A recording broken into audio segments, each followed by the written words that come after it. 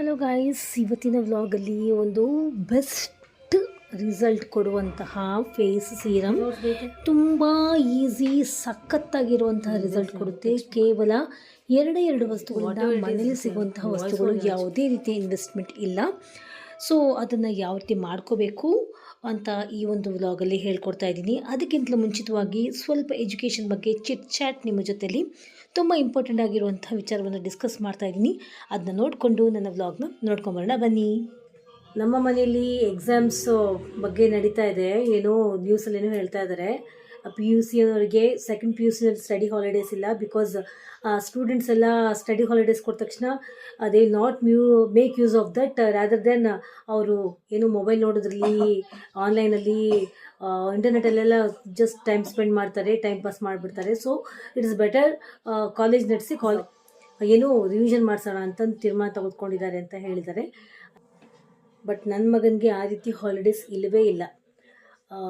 ಏನು ನಡೀತಿದೆ ಅಂತಂದರೆ, CBSEಯಲ್ಲಿ ಇರೋದು ರೀತಿ ಸ್ಟೇಟ್ ಮಕ್ಕಳಿಗೂ ಕೂಡ 10th ಸ್ಟ್ಯಾಂಡರ್ಡಲ್ಲಿ ಮ್ಯಾಥ್ಸ್ಗೆ ಪೇಪರ್ 1 ಪೇಪರ್ 2 ಅಂತ ಇಡಬೇಕು ಅಂತಂದು ಯೋಚನೆ ಮಾಡ್ತಾ ಇದೆಯಂತೆ ಸ್ಟೇಟ್ ಗೌರ್ಮೆಂಟ್. ಬಟ್ ಅದು ಆ ರೀತಿ ಆಗೋದು ಬೇಡ ಅಂತ ಪೇರೆಂಟ್ಸ್ ಏನೋ ಅದಕ್ಕೆ ನೆಗೆಟಿವ್ ಆಗಿ, ದಟ್ ಮೀನ್ಸ್ ಬೇಡ ಅಂತ ವಿರೋಧ ವ್ಯಕ್ತಪಡಿಸ್ತಾ ಇದ್ದಾರೆ ಅಂತ ಈಗ ನ್ಯೂಸಲ್ಲಿ ನೋಡ್ತಾ ಇದ್ದೀವಿ. ನೀವು ಕೇಳ್ತಾ ಇರ್ಬೋದು, ನ್ಯೂಸ್ ನಡೀತಾ ಇದೆ TVಲಿ. ಬಟ್ ನಾನು ನನ್ನ ಮಗನ ಓದಿಸ್ತಾ ಇದ್ದೀನಿ. He is doing some work, writing work ಮಾಡ್ತಾ ಇದ್ದಾನೆ.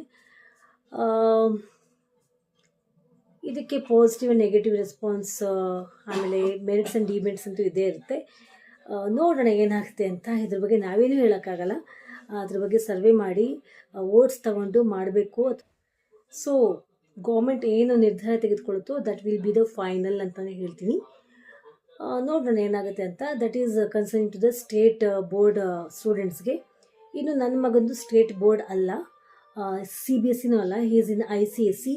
ಇವರಿಗೆ ಯಾವುದೇ ರೀತಿಯ ಸ್ಟಡಿ ಹಾಲಿಡೇಸ್ ಆಗಿರ್ಬೋದು, ಆ ರೀತಿ ಯಾವುದೂ ಇಲ್ಲ. ಆ್ಯಂಡ್ ಕೆಲವು ರೆಪ್ಯೂಟೆಡ್ ಸ್ಕೂಲ್ಸ್ಗಳಲ್ಲಿ ಎಕ್ಸಾಮ್ಸ್ ಟೈಮಲ್ಲಿ ಆಲ್ಟರ್ನೇಟಿವ್ ಡೇಸಲ್ಲಿ ಎಕ್ಸಾಮ್ಸ್ ಇರುತ್ತೆ. ಒಂದಿನ exam, next day study holiday, and third day exam, next paper exam ಅಂತ ಇರುತ್ತೆ. ಬಟ್ ನನ್ನ ಮಗುಗೆ ಕಂಟಿನ್ಯೂ ಎಕ್ಸಾಮ್ಸ್ ಇದ್ದೇ ಇರುತ್ತೆ. ಅವನಿಗೆ ಯಾವುದೇ ರೀತಿ ಹಾಲಿಡೇಸ್ ಇರಲ್ಲ. ಪುಣ್ಯಕ್ಕೆ ಕಾಯ್ದೆ ಹೇಳಬೇಕು ಅಂದರೆ ಹೇಳು ಬಾಯ್ಬಿಟ್ಟು. ಎಕ್ಸಾಮ್ ಬಗ್ಗೆ ನಾನು ಮಾತಾಡ್ತಿರೋದು. ಎಕ್ಸಾಮ್, ಆ್ಯನ್ಯುವಲ್ ಎಕ್ಸಾಮ್ ಒಂದು ಸ್ಕೂಲ್ ಮಾಡ್ತಾರೆ. Let us see. ಇಷ್ಟು ವರ್ಷ ಬ್ಯಾಂಗ್ಳೂರಲ್ಲಿ ಇದ್ವಿ. ಅಲ್ಲಿ ಒಂದು ದಿನಕ್ಕೆ 2 ಎಕ್ಸಾಮ್ಸ್ ಇರ್ತಿತ್ತು. ಬಟ್ ಈಗ ಚಿತ್ರದುರ್ಗದಲ್ಲಿ ಬಂದಿದ್ದೀವಿ. ಇಲ್ಲಿ ಆ್ಯನ್ಯುವಲ್ ಎಕ್ಸಾಮ್ಸ್ ಪ್ಯಾಟರ್ನ್ ಯಾವ ರೀತಿ ಟೈಮ್ ಟೇಬಲ್ ಬರುತ್ತೋ ಗೊತ್ತಿಲ್ಲ. ಅದೇ ಅವನು ಹೇಳ್ತಾ ಇದ್ದಾನೆ, ಒಂದು ದಿನಕ್ಕೆ 2 ಎಕ್ಸಾಮ್ಸ್ ಇರುತ್ತೆ mummy, not even is single exam per day ಅಂತ ಹೇಳ್ತಾ ಇದ್ದೀನಿ. ನೋಡೋಣ. And then alternative days holiday ಇರೋದು ದೂರ, ಎಕ್ಸಾಮ್ಸ್ ಇರೋದು ದೂರ. ಅವನಿಗೆ ಆ್ಯಸ್ ಎ ಸೆಡ್ ಒಂದು ದಿನ ಕೂಡ ಹಾಲಿಡೇ ಇರಲ್ಲ. ಆ್ಯಂಡ್ ಸ್ಯಾಟರ್ಡೇ ಸಂಡೇ ಬಂದುಬಿಟ್ರದ್ದು ಅದು ನಮ್ಗೆ ಓಕೆ ರಿಲೀಫ್ ಅಂತ ಅನಿಸುತ್ತೆ. ಯಾಕಂದರೆ ಸ್ಯಾಟರ್ಡೇ ಎಕ್ಸಾಮ್ ಮುಗಿಸ್ಕೊಂಡು ಅಟ್ಲೀಸ್ಟ್ ಹಾಫ್ ಡೇ ಸ್ವಲ್ಪ ಒಂದು 2 hours ರಿಲ್ಯಾಕ್ಸ್ ಮಾಡಿಕೊಂಡು ಮತ್ತೆ ಓದ್ತಾ ಕೂತ್ಕೊಂಡ್ಬಿಡ್ಬೇಕು. ಅದರಲ್ಲೂ Saturday half day and Monday ಬಂದುಬಿಟ್ರೆ, ಸ್ಯಾಟರ್ಡೇ ಹಾಫ್ ಡೇ ಮತ್ತು ಸಂಡೇ ಬಂದಾಗ ಮಂಡೇ ಸ್ವಲ್ಪ ಕಷ್ಟದ ಪೇಪರ್ ಇಟ್ಟಿರ್ತಾರೆ. ಮ್ಯಾಥ್ಸ್ ಆಗಿರ್ಬೋದು, ಸ್ವಲ್ಪ ಮಕ್ಕಳಿಗೆ ಕನ್ನಡ ಆಗಿರ್ಬೋದು, ಅಥವಾ ಹಿಂದಿ ಕಷ್ಟ, ಹಿಂದಿ ಪೇಪರ್ಸ್ನ ಇಟ್ಬಿಟ್ಟಿರ್ತಾರೆ ಟೈಮ್ ಟೇಬಲ್ ಪ್ರಕಾರ. ಆ ರೀತಿ ಇರುತ್ತೆ ನನ್ನ ಮಗದ್ದು. ಇಷ್ಟೆಲ್ಲ ಆದಮೇಲೆ ಕೂಡ it takes a very long span of time ಅಂತಲೇ ಹೇಳ್ತೀನಿ ಅವನ ಎಕ್ಸಾಮ್. ಯಾಕಂದರೆ ICSE ಇರೋದನ್ನ ಒಬ್ವಿಯಸ್ಲಿ ತುಂಬ ಜಾಸ್ತಿ ಸಬ್ಜೆಕ್ಟ್ಸ್ ಇರುತ್ತೆ, ಪೇಪರ್ಸ್ ಜಾಸ್ತಿ ಇರುತ್ತೆ. ಎಲ್ಲ ಒಂದೊಂದು ಸಬ್ಜೆಕ್ಟ್ ಏನಿರುತ್ತೆ ಅದರಲ್ಲಿ 3 ಭಾಗ ಇರ್ತಲ್ಲ. ಫಾರ್ ಎಕ್ಸಾಂಪಲ್ ಸೈನ್ಸ್ ಅಂತ ಇಟ್ಕೊಳ್ಳಿ, ಕೆಮಿಸ್ಟ್ರಿ, ಫಿಸಿಕ್ಸ್, ಬಯಾಲಜಿ. ಫಿಸಿಕ್ಸ್ ಒಂದು ಪೇಪರ್, ಒಂದು ಟೆಕ್ಸ್ಟ್ ಬುಕ್ ಆ್ಯಂಡ್ ನೋಟ್ಸ್, ಮತ್ತು ಅದಕ್ಕೊಂದು ದಿನ ಎಕ್ಸಾಮ್. ಬಯಾಲಜಿಗೊಂದು ಎಕ್ಸಾಮ್, ಕೆಮಿಸ್ಟ್ರಿಗೊಂದು ಎಕ್ಸಾಮ್. ಆ ರೀತಿ ಒಂದು ಸೈನ್ಸ್ ಸಬ್ಜೆಕ್ಟ್ಗೆ 3 ಪೇಪರ್ಸ್ ಬೇರೆ ಬೇರೆ ಬೈಫರ್ಕೇಷನ್ ಆಗಿರುತ್ತೆ. ಸೊ ಎಲ್ಲ ಸಬ್ಜೆಕ್ಟ್ಸಲ್ಲೂ ಅಷ್ಟೇ 2 ಪೇಪರ್ಸ್ ಇರುತ್ತೆ. ಒಂದೊಂದು ಸಬ್ಜೆಕ್ಟ್ಸ್ಗೆ ಬೈಫರ್ಕೇಷನ್ ಮಾಡ್ತಾ ಹೋದರೆ ನಿಯರ್ಲಿ ಒಂದು 18 to 20 days ಅವನ ಎಕ್ಸಾಮ್ ಆಗೇ ಆಗುತ್ತೆ.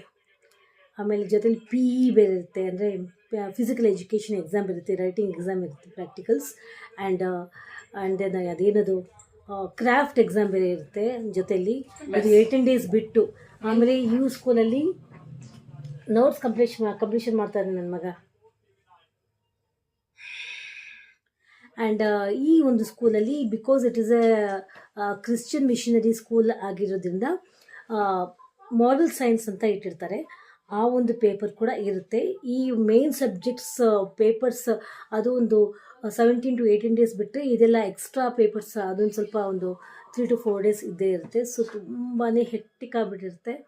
ಅವನು ಎಕ್ಸಾಮ್ ಸ್ಟಾರ್ಟ್ ಆಗಿಬಿಟ್ರೆ ಓ ಮೈ ಗಾಡ್ ಅಂತ ಅನಿಸ್ತಿರುತ್ತೆ. ಅದಕ್ಕಿಂತ ಮುಂಚೆ ಪ್ರಿಪ್ರೇಷನ್ಸ್ ಜೊತೆಲಿ ನಮ್ಮ ಒಂದು ಲೈಫ್, ಅದು ಅಲ್ಲದೆ ನಮ್ಮ ಒಂದು professional life, personal life and ಇದೇ ರೀತಿ ಏನೂ ಮಾಡೋಕ್ಕಾಗಲ್ಲ, ಎಲ್ಲದನ್ನ ನಿಭಾಯಿಸ್ಕೊಂಡು ಹೋಗಲೇಬೇಕಾಗ್ಬಿರುತ್ತೆ. B quick ಅನ್ನಮ್ಮ.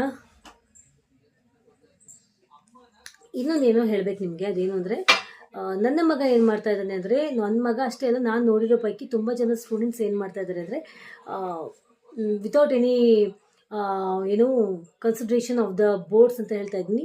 CBSE ಆಗಿರ್ಬೋದು, ICSE ಆಗಿರ್ಬೋದು, ಸ್ಟೇಟ್ ಬೋರ್ಡ್ ಮಕ್ಕಳೇ ಆಗಿರ್ಬೋದು, ಏನು ನೋಟ್ಸ್ ಬರೀತಾ ಇರ್ತಾರಲ್ಲ, yes notes writing is compulsory ಮಕ್ಕಳೇ. ಪ್ರತಿಯೊಬ್ಬರು ನೋಟ್ಸ್ ರೈಟಿಂಗ್ ಮಾಡಲೇಬೇಕು. ಅದ್ರ ಬಗ್ಗೆ ನಾನು ನೆಕ್ಸ್ಟ್ ವೀಡಿಯೋದಲ್ಲಿ ಹೇಳ್ತೀನಿ ಯಾವ ರೀತಿ ಮಾಡ್ತಾ ಇದ್ದಾರೆ ಮಕ್ಕಳು ಅಂತ. ಎಸ್ ನನ್ನ ಅನುಭವದಲ್ಲಿ ನನ್ನ ಎಕ್ಸ್ಪೀರಿಯನ್ಸ್ ಪ್ರಕಾರ ಹೇಳ್ತೀನಿ. ಯಾಕಂದರೆ ಎಕ್ಸಾಮ್ಸ್ ಹತ್ತಿರ ಬರ್ತಾ ಇದೆ, ಎಲ್ಲದರಲ್ಲೂ ಅಪ್ ಟು ಡೇಟ್ ಇರಲೇಬೇಕು. ಸೊ ಅದೊಂದು. ಕಮಿಂಗ್ ಟು ದ ಟಾಪಿಕ್, ಇವತ್ತು ನಾನು ನಿಮಗೆ ಮುಂಚೆ ಹೇಳಿದೆ ಮುಖಕ್ಕೆ ಹಚ್ಕೊಳ್ಳುವಂತಹ ಸೀರಮ್ ಈ ಚಳಿಗಾಲದಲ್ಲಿ ಮೊದಲಿಗೆ ಒಂದು ಬೌಲಲ್ಲಿ ನಾನು ಕೊಕೊನಟ್ ಆಯಿಲ್ ಹಾಗೂ ಆಲಿವ್ ಆಯಿಲ್ ಹಾಕ್ಕೊಳ್ತಾ ಇದ್ದೀನಿ. ನಿಮ್ಮ ಮನೆಯಲ್ಲಿ ಆಲಿವ್ ಆಯಿಲ್ ಇಲ್ಲ ಅಥವಾ ಕೊಕೊನಟ್ ಆಯಿಲ್ ಅಂತೂ ಇದ್ದೇ ಇರುತ್ತೆ. Olive oil optional. ಕೊಕೊನಟ್ ಆಯಿಲ್ನ 1 ಸ್ಪೂನ್ ಹಾಕ್ಕೊಂಡು ಇದಕ್ಕೆ ನೀರುಳ್ಳಿ ರಸವನ್ನು ಹಿಂಡ್ಕೊಳ್ತಾ ಇದ್ದೀನಿ. 1 ಸ್ಪೂನಷ್ಟು ನೀರುಳ್ಳಿ ರಸ ಸಾಕು. ನೀರುಳ್ಳಿ ತುರ್ಕೊಂಡು ನೀರುಳ್ಳಿ ರಸವನ್ನು ಹಾಕ್ಕೊಳ್ತಾ ಇದ್ದೀನಿ ನಾನು. 2 ಸ್ಪೂನ್ ಕೊಕೊನಟ್ ಆಯಿಲ್ ಅಥವಾ ಆಲಿವ್ ಆಯಿಲ್ಗೆ 1 ಸ್ಪೂನಷ್ಟು ನೀರುಳ್ಳಿ ರಸವನ್ನು ಹಾಕ್ಕೊಂಡು ಮಿಕ್ಸಪ್ ಮಾಡ್ಕೊಳ್ತಾ ಇದ್ದೀನಿ. ಇಷ್ಟೇ ಬೇಕಾಗಿರೋದು ಈ ಒಂದು ಸೀರಮ್ಗೆ, ಇನ್ನೇನು ಬೇಡ. ಈಗ ಮುಖಕ್ಕೆ ಹಚ್ಕೊಳ್ಳುವಂಥ ಟೈಮ್ ಬಂತು, ಬನ್ನಿ.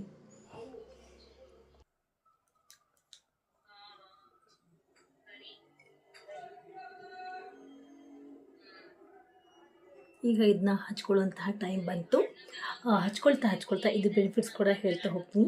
ಸ್ಕಿಪ್ ಮಾಡದೆ ಕಂಪ್ಲೀಟಾಗಿ ಈ ವಿಡಿಯೋನ ನೋಡಿ, so that you can understand the benefits as well.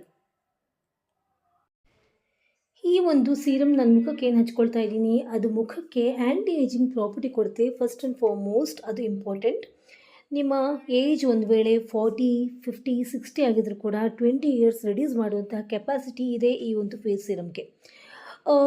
ಇದರಲ್ಲಿರುವಂತಹ ನೀರುಳ್ಳಿ ರಸದಲ್ಲಿರುವಂತಹ antioxidant property and then ಇದರಲ್ಲಿರುವಂತಹ ಸಲ್ಫರ್ ಪ್ರಾಪರ್ಟಿ ಮುಖದಲ್ಲಿರುವಂತಹ ಒಂದು ಫೈನ್ ಲೈನ್ಸ್, ಸುಕ್ಕುಗಟ್ಟಿರುವಂತಹ ಮುಖವನ್ನು ಮತ್ತೆ ರಿಜುವಿನೇಟ್ ಮಾಡುತ್ತೆ ಹಾಗೂ ಏಜಿಂಗ್ ಸೈನ್ಸ್ ಎಲ್ಲ ದೂರ ಮಾಡಿ ಮುಖಕ್ಕೆ ಕಾಂತಿ ಕೊಡ್ತು, ಯೂತ್ ಪ್ರಾಪರ್ಟಿ ಕೊಡುತ್ತೆ ಫ್ರೆಂಡ್ಸ್. ಆದರೆ ಇದರಲ್ಲಿ ನಾವು ಕೊಬ್ಬರಿ ಎಣ್ಣೆನ ಹಾಕ್ಕೊಂಡಿದ್ದೀವಿ. ಇದೆರಡರ ಮಿಶ್ರಣ ಈ ಚಳಿಗಾಲದಲ್ಲಿ ಆಗಿರುವಂತಹ ಏನೇನು ಪ್ರಾಬ್ಲಮ್ಸ್ ಆಗಿರುತ್ತೆ, ರ್ಯಾಷಸ್ ಆಗಿರ್ಬೋದು, ಇದೆಲ್ಲ ಪ್ರಾಬ್ಲಮ್ಸ್ನ ದೂರ ಮಾಡುತ್ತೆ. ಆದರೆ ಐ ಇನ್ಸಿಸ್ಟ್, ಇದು ಹಚ್ಕೊಳ್ಳೋದಕ್ಕಿಂತ ಮುಂಚೆ ಯಾವುದೇ ಸ್ಕಿನ್ ಟೈಪ್ನವರಾಗಿರ್ಬೋದು ಪ್ಯಾಚ್ ಟೆಸ್ಟ್ ಮಾಡಿಕೊಂಡು ಹಚ್ಕೊಳ್ಳೋದು ತುಂಬಾ ಒಳ್ಳೆಯದು ಫಾರ್ ದ ಸೇಫರ್ ಸೈಡ್. ಇನ್ನು ಇದು ನೀವು 2 ದಿನಕ್ಕೆ ಒಂದು ಸರಿ ಹಚ್ಕೊಂಡ್ರೂ ಕೂಡ ಇದು ತುಂಬಾ ಒಳ್ಳೆ ಬೆನಿಫಿಟ್ಸ್ ಕೊಡುತ್ತೆ. ನೀವು ನೋಡ್ತಾ ಇರ್ಬೋದು, ನಾನು ಮುಖದ ಪಾರ್ಟ್, ಕುತ್ತಿಗೆಯ ಪಾರ್ಟೆಲ್ಲ ಹಚ್ಕೊಳ್ತಾ ಇದ್ದೀನಿ. ಕಣ್ಣುಗಳ ಕೆಳಗೆ, ತುಟಿಯ ಕೆಳಗೆ ಲಾಫಿಂಗ್ ಲೈನ್ಸ್ ಇರುತ್ತೆ, ಕಣ್ಣುಗಳ ಕೆಳಗೆ ಡಾರ್ಕ್ ಸರ್ಕಲ್ಸ್ ಆಗಿರುತ್ತೆ, ಕುತ್ತಿಗೆ ಕೂಡ ಸುಕ್ಕು ಬಿದ್ದಿರುತ್ತೆ. ಈ ರೀತಿ ನೀವೆಲ್ಲ ಕಡೆನೂ ಹಚ್ಕೊಂಡ್ರೆ ನಿಮಗೆ ಬೆಸ್ಟ್ ಪ್ರಾಪರ್ಟಿ ಸಿಗುತ್ತೆ. ಇವತ್ತು ಯೂಸ್ ಮಾಡಿ. ಸೊ ಹಚ್ಕೊಂಡಿದ್ದು ನೀವು ನೋಡಿದ್ರಿ. ಈಗ ಒಂದು 5 ಮಿನಿಟ್ಸ್ ಬಿಟ್ಟು ನೀವು ಫೇಸ್ ವಾಶ್ ಮಾಡ್ಕೊಂಬಿಡಿ, so that you can see the instant result. 5 minutes ಬಿಟ್ಟು ನಿಮಗೆ ರಿಸಲ್ಟ್ ಕೂಡ ನಾನು ತೋರಿಸ್ತೀನಿ. ಕೀಪ್ ಆನ್ ವಾಚಿಂಗ್, ಎಲ್ಲೂ ಹೋಗಬೇಡಿ, ಮತ್ತೆ ಕಾಯ್ತಾ ಇರಿ ರಿಸಲ್ಟು ತೋರಿಸೋದಕ್ಕೆ. ಮತ್ತೆ ಬಂದೆ, ಮತ್ತೆ ಕಾಣ್ತೀನಿ. Yes, I am back with the results. ನೋಡಿ, you can see the results. ನೋಡಿ ಯಾವ ರೀತಿ ರಿಸಲ್ಟ್ಸ್ ಬಂದಿದೆ ಅಂತ ನೀವು ನೋಡ್ತಾ ಇರ್ಬೋದು. ಒಳ್ಳೆ ರಿಸಲ್ಟ್ ಬಂದಿದೆ, ಇನ್ಸ್ಟೆಂಟ್ ಆಗಿರುವಂಥ ರಿಸಲ್ಟ್ ಬಂದಿದೆ. ಏನು ಇನ್ವೆಸ್ಟ್ಮೆಂಟ್ ಮಾಡೋದಿಲ್ಲ, ತಕ್ಷಣ 1 ನಿಮಿಷದಲ್ಲಿ ನೀವು ರೆಡಿ ಮಾಡ್ಕೊಂಡು ಹಚ್ಕೊಂಡ್ಬಿಡ್ಬೋದು. ಒಂದು 5 ನಿಮಿಷಗಳ ಕಾಲ ಬಿಟ್ಟು ನೀವು ಇದನ್ನ ಫೇಸ್ ವಾಶ್ ಮಾಡ್ಕೊಂಡ್ಬಿಡ್ಬೋದು. ಕಳೆಯಾಗಿ ಕಾಣುತ್ತೆ ಮುಖ.